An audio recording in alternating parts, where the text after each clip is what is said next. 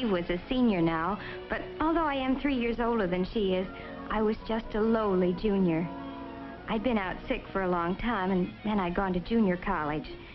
This real campus seemed wonderful to me, and it was such fun being with Eve again. Naturally, she had to show me around and try to bring me up to date. I was amazed that she wasn't engaged by now. She was prettier than ever. The number 1s are good. Let's have 2 of those, please. Make my number 3, if you don't mind. I don't see how you can eat so much so early in the morning. Are you on a diet, by any chance? Of course I am, and you should be, too. Every morning I exercise for 10 minutes. You can start right in tomorrow. Look, let's get this straight right now. You starve and you exercise. I eat and I watch you exercise. But it's really as necessary for you as for everybody else. Oh, cut it out.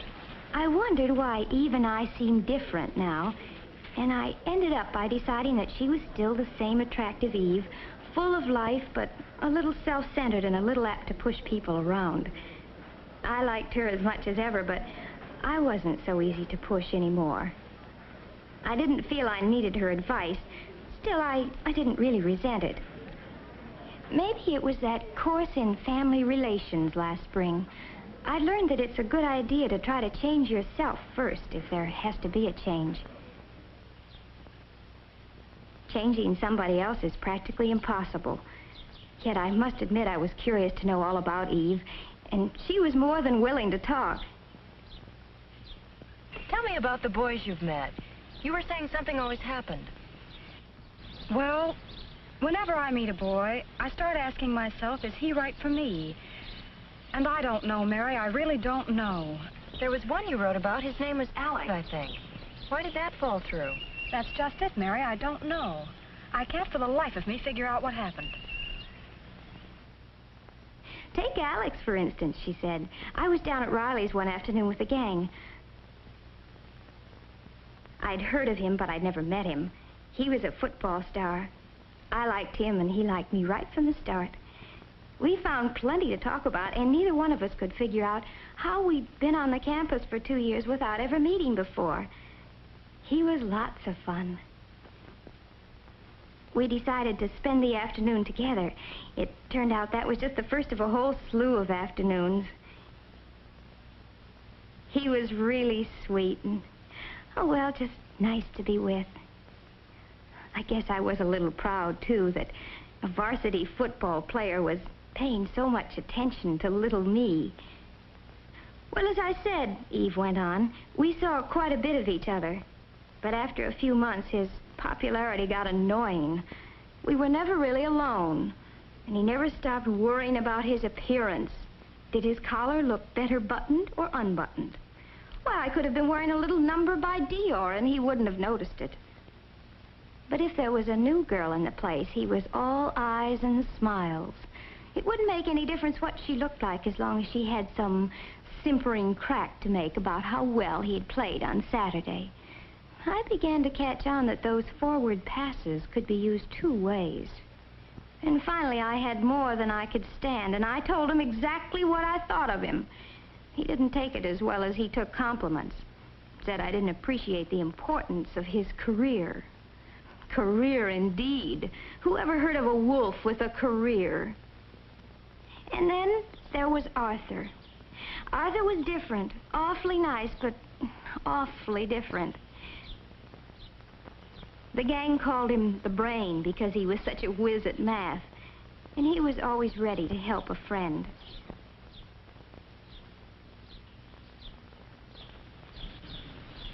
You're different from other girls.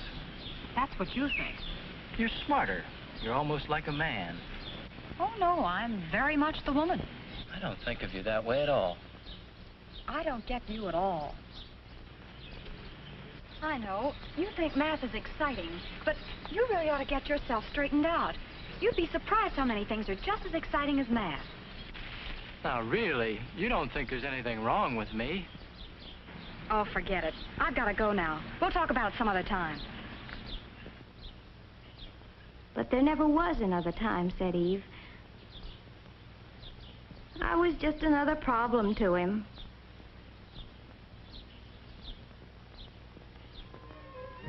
And then there was Steve. Steve was Eve's boyfriend for a whole spring term. He was cute, she said, and really romantic. He had his own workshop where he made boats and things. Eve used to come by to pick him up after her classes were over. Come on, Steve, they're waiting for you. Oh, I don't know, Eve. Why can't we just hang around here for a while today? You can help me paint and we can listen to some good music. It'll be fun. Is that your idea of fun? I want to be with people. Oh, What's wrong with that, Steve? nothing. Oh, come on, you'll have a good time. Hurry up and get on your shorts. He never wanted to leave that old carpenter's shop. I tried to get him out once in a while, really I did. You know, Eve, you can't make a man over like you do a room. But, Mary, don't you see what Steve needs? Is not you, but somebody else. You know what? I bet you'd like him. Say, that's a terrific idea. Come on, we'll go over there right now. Right now? Sure. I thought it might be good to see some of these boys for myself. Besides, Steve sounded nice, and I thought I'd better begin to make some friends on the campus. Sure enough, we found him at the old stand, lost in thought and a pleasant job. It didn't take long to get the introductions over. Steve asked us in.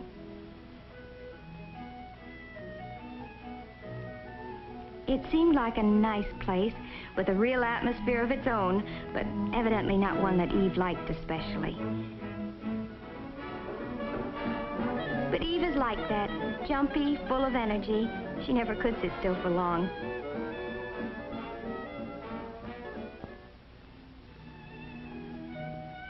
I'm different. Like Steve, I find it relaxing to keep away from groups sometimes and work out my troubles with my hands. Steve and I got along well together, though I could see he wondered how a friend of Eve's could be like me. He'd been thinking there was something wrong with him because he couldn't dance to Eve's fidgety tune. As a matter of fact, Steve was not the boy for me either, even though I liked him a lot. It would be too much like spending time with a twin brother. We're too much alike. I told all this to Eve the next day when we had a riding date. It was Saturday and the classes were over at noon. Now you see what I mean, Mary? All these boys are nice in their own way. They all have something I like, but it's only one side of their character. But the something Eve liked about a boy can't be separated from the rest of his personality. I couldn't make her understand that, but I did stick my neck out a little way. I think it would do you a lot of good to meet someone you can't push around. You mean someone who pushes me around? No, I don't. I mean someone who's not afraid of you. That's just like John. He thinks he's tough. I can't stand the sight of him. You're sure about that, Eve? Well, here's what happened last week. We drove out to the country together. We had a wonderful time. I can't remember when I've had so much fun. I guess we just clicked. Then, just as we were getting to know each other better, he says, "Let's go home." Was I mad? Here I was thinking he really cared, and he does a thing like that. But why did he do it? Oh, well, you see, it wasn't his car. He promised his friend he'd be back with it before 6. Now, look, Eve, you can stay if you want to. I'm not going to keep George waiting. So George is more important to you than I am, is that it? That's not the point. George can do without the car for once. If you really cared about me, you'd stay, George or no George.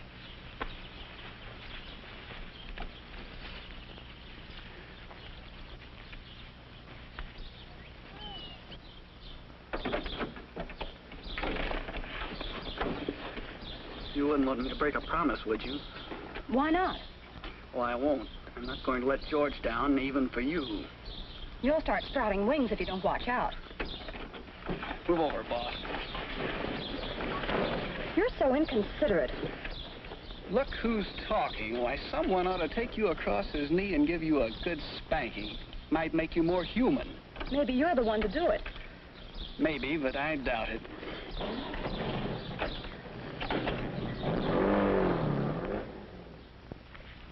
He sounds like the best of all. Are you serious? Why? You know you were wrong. How do you make that out? Well, just think about it for a second. What were you asking him to do? Prove that he liked me? What's wrong with that? That would never satisfy you. Why not? Well, that's not what you really wanted. Well, what was it then? You wanted him to do what you told him to do. That's what you always want, Eve. That's terrible. I thought I'd gone too far, but now that she knew what she was doing, she could decide for herself if she wanted to change. That's always the hard thing to learn, that if any change is possible, it must be change in yourself. You have to take other people as they come, or else leave them alone. I started thinking about Eve's boys. They had the same problem. Steve liked Eve, and he liked his hobby, too. But he couldn't have both. It would be easier to find a girl who liked staying at home. While Arthur probably needs some help in order to change. Alex had already solved his problem. A girl who isn't always competing with him for first place. She's not as attractive as Eve, but she thinks it's wonderful that he's so wonderful. She's right for him. And John? Well, boy meets girl, boy loses girl. Maybe boy knows what he wants and on what terms. This girl doesn't know yet, but she's doing her best to find out. Every little experience, even the unpleasant ones, helps me know a little more about myself. And that's the first step. There are some things about me that I can't change. And those are the things that some man will have to live with for the rest of his life. So I'll pick him with those things in mind. I hope he'll do the same for me. We'll have to stay friends for a long, long time.